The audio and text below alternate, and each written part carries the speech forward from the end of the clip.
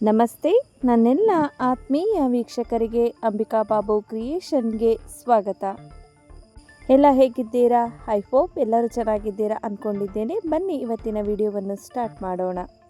ನಾನು ಈ ದಿನ ನುಡಿ ಬೆಳಗು ಗವಿಸಿದ್ದೇಶ್ವರ ಸ್ವಾಮೀಜಿ ಗವಿಮಠ ಕೊಪ್ಪಳ ಬಯಲ ಬದುಕು ಎಂಬ ಅಮೃತವಾಣಿಯೊಂದಿಗೆ ಬಂದಿದ್ದೇನೆ. ಬಯಲ ಬದುಕು. ದಾರಿಯಲ್ಲಿ ಒಂದು ಸಸಿ ಬೆಳೆದಿತ್ತು. ಒಬ್ಬ ಮನುಷ್ಯ ಆ ಸಸಿಯನ್ನು ತುಳಿದು ಹೋದ. 15 ದಿನಗಳ ನಂತರ ಅದೇ ದಾರಿಯಲ್ಲಿ ವಾಪಸ್ಸು ಬಂದ. ಯಾವ ಸಸಿಯನ್ನು ಆ ಮನುಷ್ಯ ತುಳಿದಿದ್ದನೋ ಆ ಸಸಿ ಸ್ವಲ್ಪ ಎತ್ತರಕ್ಕೆ ಬೆಳೆದಿತ್ತು. ಒಂದು ಹೂ ಕೂಡ ಅರಳಿತ್ತು. ಸಸಿ: ನನ್ನಲ್ಲಿ ಒಂದು ಹೂ ಬೆಳೆದಿದೆ, ಅದನ್ನು ತೆಗೆದುಕೊಂಡು ಹೋಗಿ ನಿನ್ನ ಮನೆಯ ಜಗಲಿಯಲ್ಲಿ ಇಟ್ಟರೆ ನಿನ್ನ ಮನೆ ಸುಗಂಧಿತವಾಗುತ್ತದೆ ಎಂದು ಹೇಳಿತು. ಆಗ ಭೂಮಿ ತಾಯಿ ಸಸಿಯನ್ನು ಉದ್ದೇಶಿಸಿ, ಮೊನ್ನೆಯಷ್ಟೇ ಆ ಮನುಷ್ಯ ನಿನ್ನ ತುಳಿದು ಹೋಗಿದ್ದಾನೆ, ಆದರೂ ಈಗ ನೀನು ಅವನಿಗೆ ಹೂ ಕೊಡಲು ಮುಂದಾಗಿದ್ದೀಯಲ್ಲ ಎಂದು ಕೇಳಿತು. ಅದಕ್ಕೆ ಸಸಿ, ಯಾರು ಬೆಳೆಯುತ್ತಾರೆ ಅವರನ್ನೆಲ್ಲ ತುಳಿಯುವುದು ಮನುಷ್ಯರ ಹಳೆಯ ಚಾಳಿ ಎಂದು ಹೇಳಿತು. ಅದು ಗೊತ್ತಿದೆ, ತುಳಿದವರಿಗೇಕೆ ಹೂ ಕೊಡುತ್ತಿದ್ದೀಯಾ ಎಂದು ಭೂಮಿ ಮರುಪ್ರಶ್ನೆ ಕೇಳಿತು. ಆಗ ಸಸಿ, ತುಳಿದವರನ್ನೆಲ್ಲ ನನ್ನ ತಲೆಯಲ್ಲಿ ಇಟ್ಟುಕೊಂಡಿದ್ದರೆ ನನ್ನ ಹೃದಯದಲ್ಲಿ ಹೂವು ಅರಳಲು ಸಾಧ್ಯವಾಗುತ್ತಿರಲಿಲ್ಲ ಎಂದು ಹೇಳಿತು.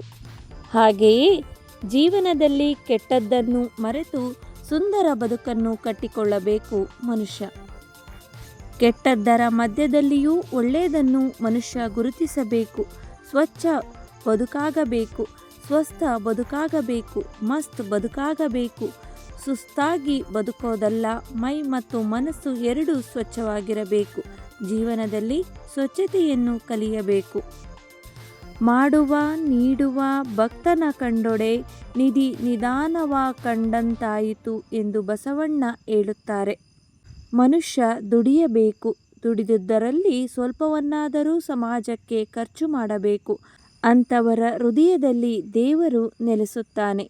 ಬಯಲು ಬಯಲೇನೆ ಬಿತ್ತಿ ಬಯಲು ಬಯಲೇನೆ ಬೆಳೆದು ಬಯಲು ಬಯಲಾಗಿ ಬಯಲಾಯಿತಲ್ಲಯ್ಯ. ಬಯಲ ಜೀವನ ಬಯಲ ಭಾವನೆ ಬಯಲು ಬಯಲಾಗಿ ಬಯಲಾಯಿತಯ್ಯ. ನಿಮ್ಮ ಪೂಜಿಸಿದವರು ಮುನ್ನವೇ ಬಯಲಾದರು, ನಾ ನಿಮ್ಮ ಪೂಜಿಸಿ ಬಯಲಾದೆ ಗುಹೇಶ್ವರ ಎಂದು ಅಲ್ಲಮಪ್ರಭುಗಳು ಹೇಳುತ್ತಾರೆ. ಮನುಷ್ಯ ಒಂದು ತಿಳಿದುಕೊಳ್ಳಬೇಕು, ಜೀವನ ಎಂದರೆ ಬಟಾ ಬಯಲು ಅಷ್ಟೇ. ತಾಯಿಯ ಗರ್ಭದಿಂದ ನಾವು ಬಂದಿದ್ದೇವೆ ಎನ್ನುತ್ತೇವೆ. ತಾಯಿಯ ಗರ್ಭಕ್ಕೆ ಬರುವ ಮೊದಲು ತಂದೆಯ ಹೊಟ್ಟೆಯಲ್ಲಿ ಇದ್ದೆವು. ತಂದೆಯ ಹೊಟ್ಟೆಗೆ ಬರುವುದಕ್ಕೆ ಅನ್ನ ಕಾರಣ. ಅನ್ನ ಎಲ್ಲಿಂದ ಬಂತು ಅಂದರೆ ಭೂಮಿಯಿಂದ. ಭೂಮಿ ಎಲ್ಲಿಂದ ಬಂತು ಅಂದರೆ ಬಯಲಿನಿಂದ. ಹೀಗೆ ಸಂಪೂರ್ಣ ನಮ್ಮ ಬದುಕು ಬಯಲಿನಿಂದಲೇ ಬಂದಿದ್ದು. ನಾವು ಬಂದಿದ್ದು ಬಯಲಿನಿಂದ ಮತ್ತು ಹೋಗುವುದು ಬಯಲಿಗೆ. ದೇಹ ಬಯಲು, ಮನಸ್ಸು ಬಯಲು. ಮೊದಲು ಇದ್ದಿದ್ದು ಬಯಲು, ನಾವು ಹೋದ ಮೇಲೂ ಉಳಿಯುವುದು ಬಯಲು. ಬದುಕು ಎನ್ನುವುದು ಕಲ್ಪನೆ ಅಷ್ಟೇ. ಮನಸ್ಸು ಎನ್ನುವುದು ಒಂದು ಆಕಾಶ. ಮನಸ್ಸಿನಲ್ಲಿ ಬರುವ ಆಲೋಚನೆಗಳು ಚಲಿಸುವ ಮೋಡಗಳು ಅಷ್ಟೇ. ಕಾಮ, ಕ್ರೋಧ, ಮದ, ಮತ್ಸರ, ಲೋಭ ಎಲ್ಲವೂ ಮೋಡಗಳಷ್ಟೇ. ಹುಟ್ಟುವಾಗ ಜಾತಿ ಇಲ್ಲ, ಸಾಯುವಾಗಲೂ ಜಾತಿ ಇಲ್ಲ. ಹುಟ್ಟು ಸಾವಿಗೆ ಇಲ್ಲದ ಜಾತಿ ಬದುಕಿಗೇಕೆ? ಜೀವನವನ್ನು ಜಾತಿಯ ಮೇಲೆ ಕಟ್ಟಬಾರದು, ನೀತಿಯ ಮೇಲೆ ಕಟ್ಟಬೇಕು. ಎಷ್ಟು ಅರ್ಥಗರ್ಭಿತವಾದಂತಹ ಮಾತಲ್ಲವೇ? ಜೀವನವನ್ನು ಸುಂದರವಾಗಿ ಕಟ್ಟಿಕೊಳ್ಳೋಣ, ಆ ಸುಂದರ ಬದುಕಿನಲ್ಲಿ ನಾವು ಬದುಕೋಣ. ಈ ವಿಡಿಯೋ ನಿಮಗೆ ಇಷ್ಟವಾದರೆ ಪ್ಲೀಸ್ ಲೈಕ್ ಮಾಡಿ, ಶೇರ್ ಮಾಡಿ, ಕಮೆಂಟ್ ಮಾಡಿ. ಹಾಗೆ ಸಬ್ಸ್ಕ್ರೈಬ್ ಆಗೋದನ್ನು ಮರಿಬೇಡಿ. ಬೆಲ್ ಐಕನ್ ಮೇಲೆ ಕ್ಲಿಕ್ ಮಾಡಿ ಆಲ್ ಅಂತ ನೀಡಿ. ಮುಂದಿನ ವಿಡಿಯೋದಲ್ಲಿ ಮತ್ತೆ ಭೇಟಿಯಾಗೋಣ. ಈ ವಿಡಿಯೋ ವೀಕ್ಷಿಸಿದ್ದಕ್ಕಾಗಿ ನಿಮ್ಮೆಲ್ಲರಿಗೂ ಮನಪೂರ್ವಕ ಧನ್ಯವಾದಗಳು.